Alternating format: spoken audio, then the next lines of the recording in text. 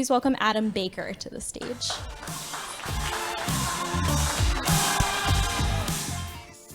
My father once told me that if you fail to prepare, you're preparing to fail. So this should be an interesting 20 minutes. Buckle in. I'm Adam. I'm the founder of actually 4 SaaS companies. One failed, so I talk about that more than I do the successes I've had. I'm based in London. I'm currently the founder and CEO of DealPad. Oh, that's not me. Oh, God. There you go, I told you. I don't lie. I'll get you. Just small talk first. Okay. So I'm going to talk to you a little bit about my journey, specifically what I've learned across building 4 companies, bootstrapping every single company. I've raised 2.5 million across those 4 companies, and my previous company, Latka, we got to about 17 million ARR on that 2.5 million. Other than that, I've bootstrapped. So if we can skip another slide. Oh. What do I press here then? Don't hit the big off button. That's what I did. There you go. I can run companies, but I can't operate tech. There you go. So my first company was called Latka, and it was a real journey for us. It was a passion of mine. I wanted to change the world and how the world consumed news. I was convinced, still am, that so much is being undiscovered. So many news events happen that we don't know about because of bias or because journalists can't get there. And I wanted to be the catalyst to changing that. And so I set about building out some machine learning that authenticated news footage from anonymous sources around the world.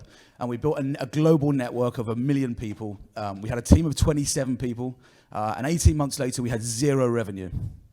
And it was a really kind of, I guess, pivotal time in our company where I had, similar to Gil earlier, I had to tell 27 people that I couldn't make their payroll. And I didn't know when I was going to be able to make it. And so I moved to New York, and to get away from it, obviously. From London, I moved to New York, and we turned off everything that we'd done for the last 18 months, which was this front-facing, consumer-led platform. And we turned off our entire network. And everyone was thinking, what are you doing? You're nuts. But it wasn't working. And I did a beauty parade in New York, and I went round to every single media organization that I could get into, which was pretty much most of them. And I showed them what we'd done over the last 18 months, which was breaking news stories before any of the mainstream media were able to do. And I came away with 11 signed contracts in about 10 weeks. We had about 300K of ARR in 10 weeks. And I went back and paid everybody, similar to Gil, and we built that company out. And 5 years later, when we exited, 23 of the 27 people were still with me. And it really defined our culture, that moment where, you shouldn't have to go through these seismic kind of challenges, but that moment where we had to be together and we all stayed together, it just defines culture. And I think that was definitely one of the reasons we were so successful. And then my next company is Churnly, and I'm still the CEO of Churnly, but probably not for much longer, for good reasons. So I launched Churnly in 2018.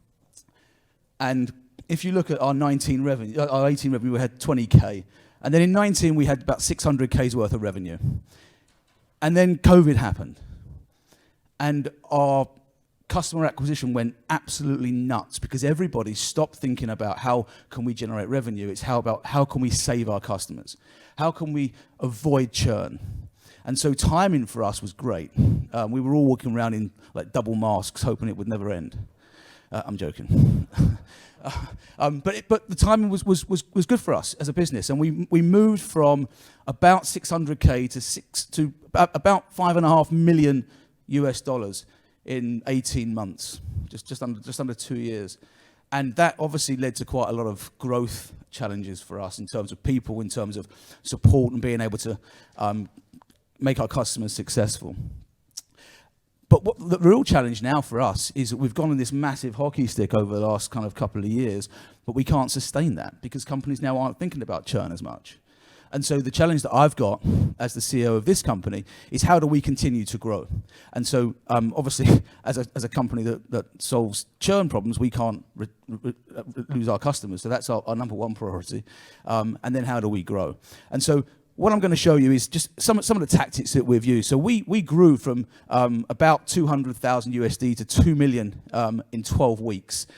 And the way we did it is by finding our ICP, our ideal customer profile. And for us, that was a really defining moment for Churnley.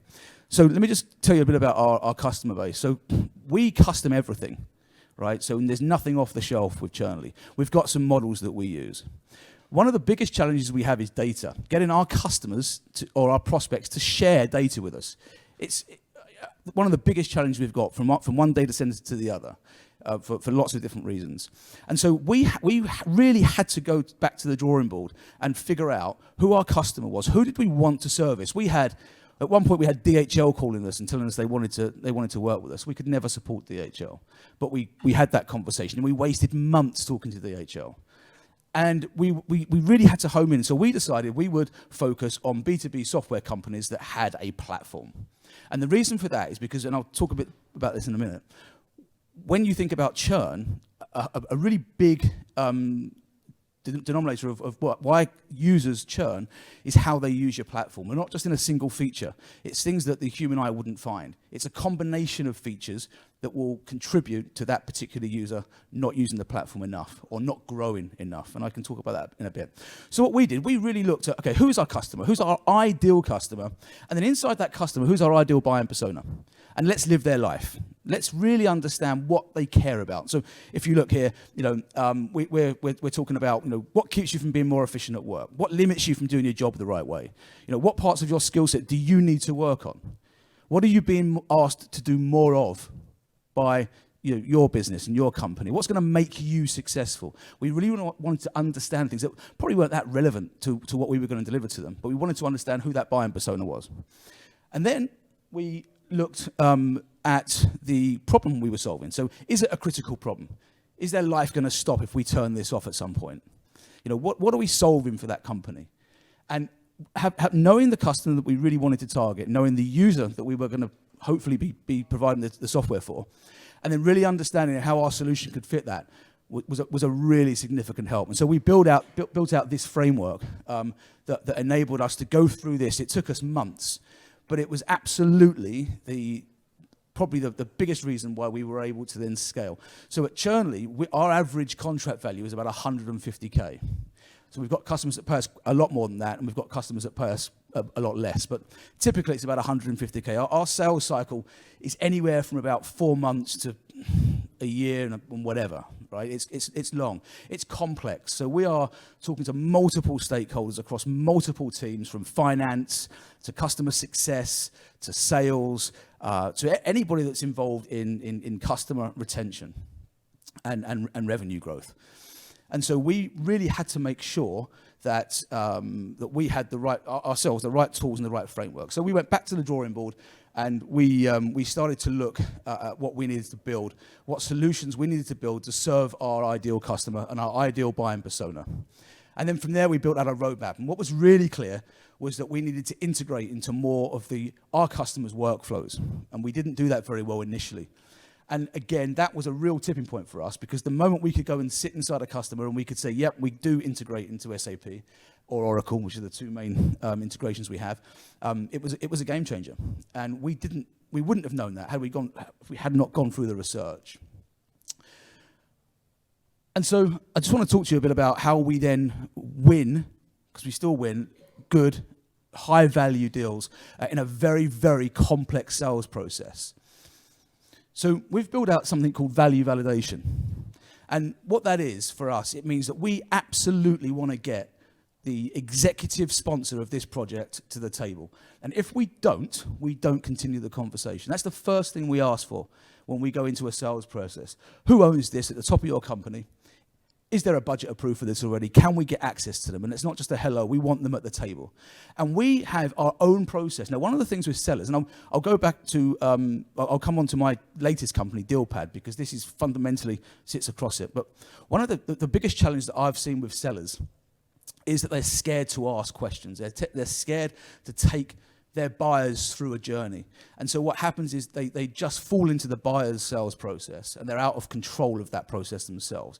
Nothing worse trying to run and build a sales organization when your sellers are out of control. And so what this value validation framework does is it helps us stay in control. So we ask our customers to commit to 5 workshops before we even give them a proposal, right? If they can't do that, we're out. We don't talk to them. So the first thing we want is that executive alignment. The second thing we want is to ask that executive, who's the kind of the management layer here that's going to be responsible for doing this, both in terms of deciding and evaluating us, but also in terms of delivering it, integrating it, and using it. And we have a workshop with them. We ask them lots of questions. And then from there, okay, who are the user group that are going to be actually in this product every day? Who's going to live this? And we get that group to the table as well. And then we almost always talk to the IT department. So how do we then get your data? What data do you have? How's it structured? Can we even work with it? And it takes us about 6 weeks, and we go through this process. Now, you can do this for any single sales process you run. It hasn't got to be as detailed as this, but this works, right? Because if you start getting the executive alignment, even if it's a 10K deal, you're going to close that deal. I've seen it work repeatedly, where we're in competitive processes, and differentiation is pretty slim. But we've won it because we've got to the exec sponsor first, and we've built that relationship with them. And that's actually got us the deal. And so at the end of all this, then what we do is we build out a small demo that we'll then take back to the entire team. We've probably got anywhere between 15 and 30 people in that call. And we will then present back to them value. And that's the key. It's the value. It's the outcomes we're going to drive. Nobody cares how we're going to help them save their customers. Nobody cares. What they care about is, can we? And what does it look like? What's the indicative value we can offer you as a customer of ours? That's what wins us our deals. But we wouldn't know that if we hadn't gone through this process, and we wouldn't have had everybody there. And so this is just how we then deliver that final session. The best seller in your company is right here. It's you. You will, as a founder, you will always be the best seller. I get involved in every single sales deal in my 2 companies, and it takes a lot of my time, but it's powerful.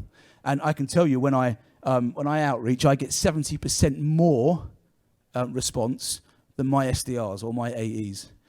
And I've written these emails, and Kermit at the end and the guy from Narcos, if they don't respond to me, I just send them one of those. And honestly, I get about 50% of the responses back just from those. So I know that if I send 2 or 3 emails to usually a founder or the exec sponsor of the company we're trying to win, if they don't respond to me, which is pretty usual, I'll just send them the guy from Narcos, and I get a response, and it opens the door, and silly little tactics like that really do work. And so I reach out. This is one of the emails I've sent for DealPad. I tell them what we are. Someone from my team is trying to contact you. And I'd like to let you know that if there's anything that I can do as a founder, I'd love to help you. So you just let me know. Nothing else. No sales pitch. Nothing. Just to let them know that somebody from my team is trying to contact theirs. That works brilliantly. So again, if you're a founder, try and align on that. And then just some ads we run. So again, we don't do very much inbound, to be honest, but we run a few ads on LinkedIn. So we've put some ebooks out there. We've put some kind of ads. These work really well. And although the numbers aren't high, that generated 8,000 post impressions for us, which was a 3,000% increase. And so just small little incremental kind of touch points across LinkedIn, for example, make a big difference. So I'm obsessed with outcomes, as I've probably already said. Value and outcomes is what I'm obsessed with. We sell outcomes. And I think if you think about your business, it doesn't matter what you sell, you should sell outcomes. Don't worry about your features. If you sell features, I guarantee you're going to be drawn into price. And you're going to be in price negotiations all the time. People are going to haggle and try and get your price down.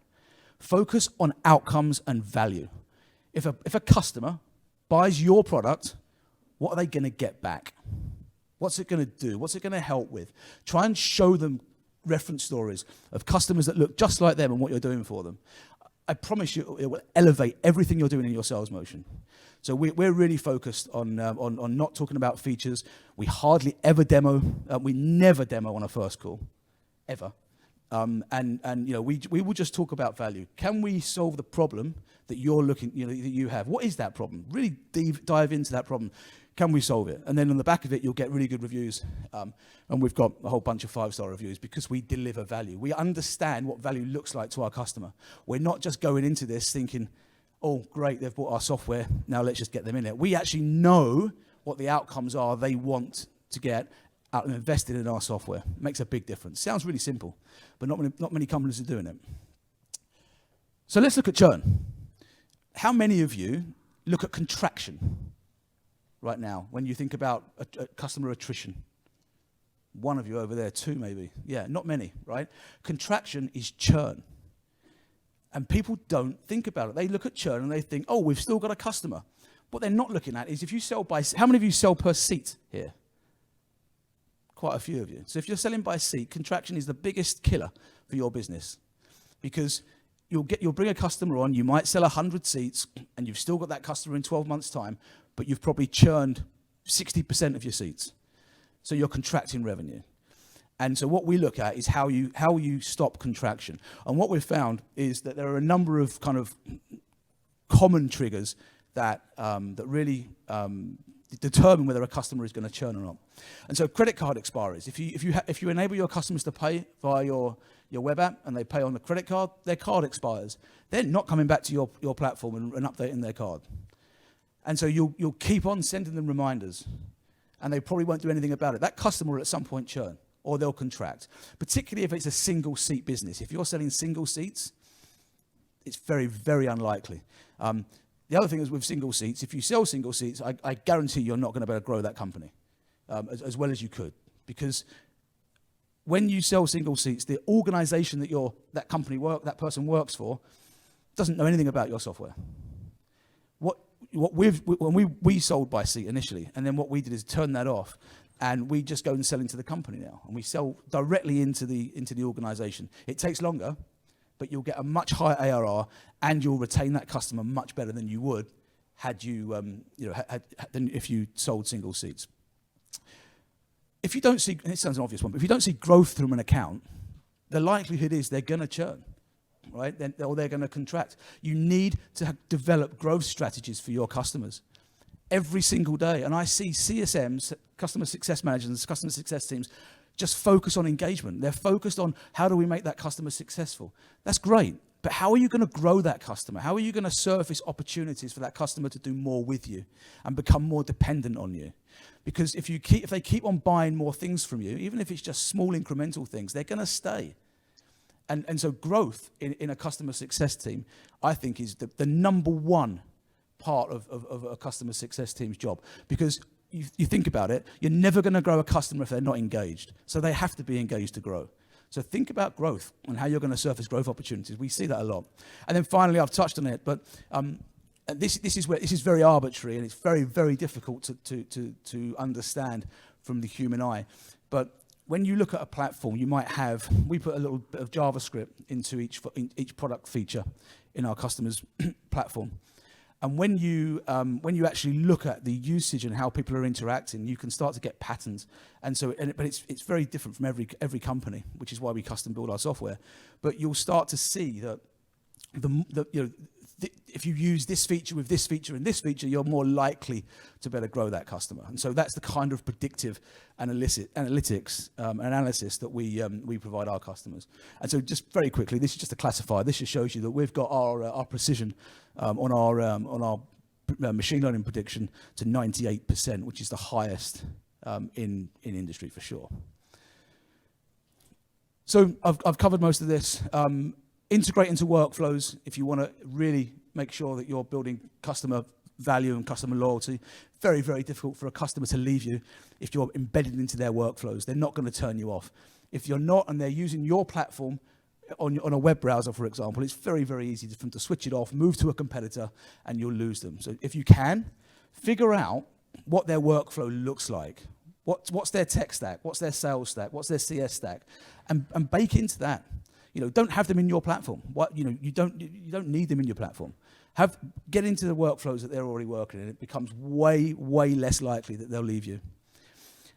Single seats again, as I said, and a growth strategy. I think they're the biggest reasons I think that that customers will stay with you. So moving quickly on, I've got 30 seconds on this clock, but it's going to take me a couple of minutes. My latest company is called DealPad, and DealPad helps companies get deals closed.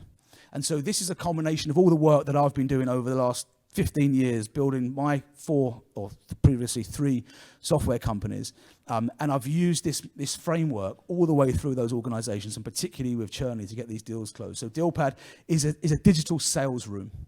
And it's a space where you bring all of your buyers together in one place, and you share all the content and all the information they need to evaluate you. And then you build out mutual action plans to align on a close date. And so everything that needs to be ticked off in order to get a deal closed, you align with your buyer and your entire buying team. You attribute who the owners are and what the close dates are. So every single task is a close date. So you're actually working to a main close date through very small little incremental close dates. And it's very, very unlikely that a deal slips. And I don't know how many of you suffer from slip deals and your salesperson saying to you, oh, this is going to close on the 25th of August. And then that comes and goes, and the deal doesn't close because the buyer isn't aligned. The buyer doesn't know that's a milestone for your business. And so what DealPad does is looks at that. And just to give you an indication of how it works, this was one of our customers. This was their closed one in Q3 last year. Then they started to build out mutual action plans via DealPad. And in the next quarter, that's their closed one. And the following quarter, that's their closed one. So mutual action plans and bringing your buyers together works brilliantly. We see it repeatedly. So I've already spoken to you about that. And then finally, I'll just jump through these things. I just want to talk to you a bit about some traps that I fell into. I'm sure there are some experienced people out here. You've got more experience than me. But 3 things that I learned really quickly was you need balance. And as a founder, it's very, very difficult to get balance. You need to be a quitter. So I learned to quit. And you need to really think really carefully about exiting if you're fortunate enough to get acquired. And so the whole idea inception piece for a founder is that you're always going through this cycle. I do it every day, and I've built 4 companies. I'm stupid. I'm making bad decisions. Why am I doing this? I don't believe in myself. And you have to kind of check yourself all the time to ensure that you're on the right track. But believe in yourself. You're going to get so much negativity. You do. I'm sure you do. I get it every day. People saying no. People telling you that you're stupid. Believe in yourself, because nobody else will believe in you if you don't. And then from here, it's doing the right thing, but understanding when you do the wrong things, quit quickly. And it's almost that fail fast kind of mentality. Don't be afraid to quit. And I've seen so many founders. I invest in about 20 odd software companies. And it's crazy how many founders just can't quit. They keep doing the same thing all the time. And if it's not working, just park it and move on and do something else. And not business-wise, find another strategy, because you'll find something that works, but you've got to keep quitting. And then finally, balance. If you look on this chart, this was me before when I used to work 90% of my time, and now I work about 60% of my time, and I'm way more efficient. I'm working across 2 companies as CEO. The main thing here is I've really focused on my meetings, and so I've cut my meetings back, and I'll focus way more on product and sales. For me, that's all I care about. If I can support my company and my team in one way, it's going to be on sales. That moves the needle on everything. It makes everything easier. If you don't have sales, you're not going to grow. You're not going to raise money, or at least at the valuation that you want. As a founder, going back to my previous point, you are the best salesperson in your organization. Leverage that. And I guess this is where I'm at now. So I'm spending a lot more time on personal things. I love holidays. I probably drove Nathan mad because I was on an island for a few weeks and he couldn't get hold of me, and I put my slide in for this about 3 days ago. But that's my life. I want that.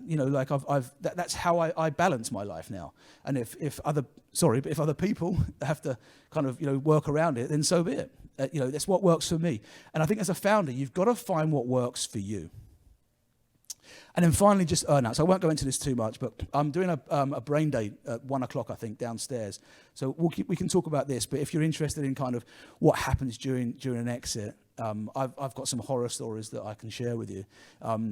Just one very briefly was that when I sold my first company, I was I've been a sole founder. I haven't co-founded a company, but I didn't have any investors, so I just did this on my own with a lawyer that had also never done it before. And we agreed that most of my equity was going to come obviously at the back end of my earn-out, and the company kept moving the goalposts. And so when I did the deal, my earn-out should have been something in the region of about 5 million. So it wasn't massive, but it was enough. And when I came out the back of it, I got about 900K from it because they kept moving the goalposts through that period. And so if you're going to go through an exit, make sure that you're in the driving seat of this deal. It's your business. You've put your life into this. Make sure that the terms are right for you. And if they're not, don't be afraid to say no and walk away from it. And that's a really, really difficult thing to do. But I can tell you that you will have so much more peace if you say no and keep control than if you do a deal because it feels right and you haven't got the right kind of things in the contract and the agreement at the beginning. It will come back to hurt you. So you're as a founder, stick to your business and make sure that you're doing the right thing for yourself. All right. So over the last 20 minutes, I think a bit more, I've kind of shared my experience, particularly around why customers leave, why deals get closed, and some kind of hopefully some ideas for you guys to think about and help you build your companies. Thanks so much.